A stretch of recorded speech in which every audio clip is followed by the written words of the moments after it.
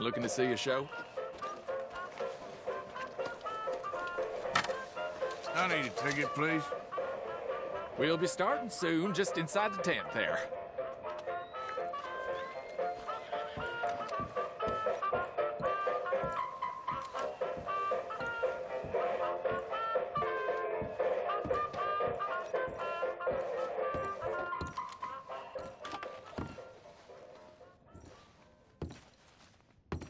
Welcome, one and all, to the remarkable example of modern entertainment at its finest. Now, most of you young'uns, I'm sure, know about our great national hero and pioneer, Josiah Blackwater. Him that gave the town of Blackwater its nomenclature. You see, only about 100 years ago, weren't nothing here but big old forest, ferocious beasts, surly savages, arid deserts, and unconquered mountains. The West, well, the whole West was untamed.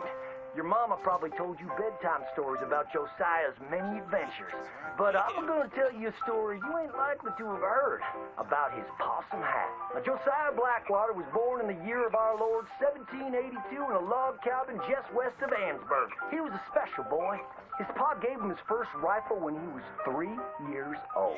Boy, he took to it right away. He exclaimed, "There's a whole mess of critters out there in them woods that aim to eat us, so I'm gonna consume them first." Yes, sir. He really took to killing all manner of things. He was such a keen shot. One morning, he was sorting up some winter turnips for the root cellar when a big old bear and her cubs came in the kitchen hunting for food. It had a mind to eat up all the jams and preserves. Josiah grabbed that bear and wrestled her to the ground and squeezed and squeezed and squeezed. He whooped the tar clean out of that big old critter. Then he tied her up and grabbed them cubs and ground them into sausages while the mama bear watched. That's fine eating. His mom and pa knew right then he was cut out to be the finest wild frontiersman that ever drew breath. But first, they wanted him to get some book learning. After only 3 days of attending school, Josiah beat the living daylights out of a class bully and announced to his daddy that he was tired of ciphering and mathematics on account it's only good for adding up the number of critters or Indians you can kill. So he ran away from home and headed west. Now, these lands were occupied by savages then, and when Josiah Blackwater came scouting through, he recognized it to be a land of splendor, wasted on those that couldn't appreciate it on account of worshiping false idols. He got rid of all them pesky buffalo, and thereby ensured those infernal Injuns didn't have nothing to eat. Of course, that got them mightily riled up, so he had to slaughter all of them too. Just like his daddy had once done to the Redcoats in 1775. Right about that time, he met an Indian girl he took pity on account of having annihilated her family. She was 12 years old, and so he took her as his wife. She gave him 2 sons before she died of typhus. Now, y'all know that Josiah Blackwater wore a possum for a hat. But most don't know how that came to be. Well, one day, old Josiah was riding a couple of alligators down the Lanahatchee River, riding, standing up, and shooting eagles right out of the sky, when he sees a big old mountain lion about to eat a possum. Josiah grabbed that mountain lion by the tail and wrestled it till it was plumb dead. Well, that possum really took to Josiah, followed him around like a dog loyal to its master. Yes, they had a lot of adventures together.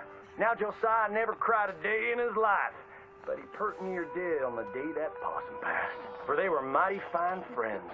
So he skinned it and made it into a hat. Back in them days, a possum skin was as good as money, but he never parted with that hat, not even for $10.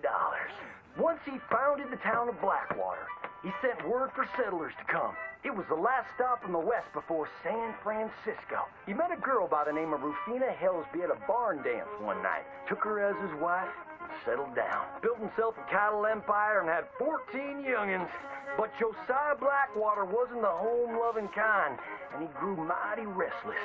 One day on the courthouse steps, he announced, "You may all go to hell, and I will go to Saint Denis."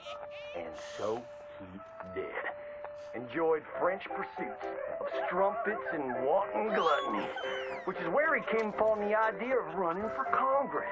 He wore that possum hat every day as a congressman, as a reminder of where he come from, saying, I may live in barbaric splendor, but I always remember, keep your friends close and your gun closer, because you don't know when you might have to shoot them.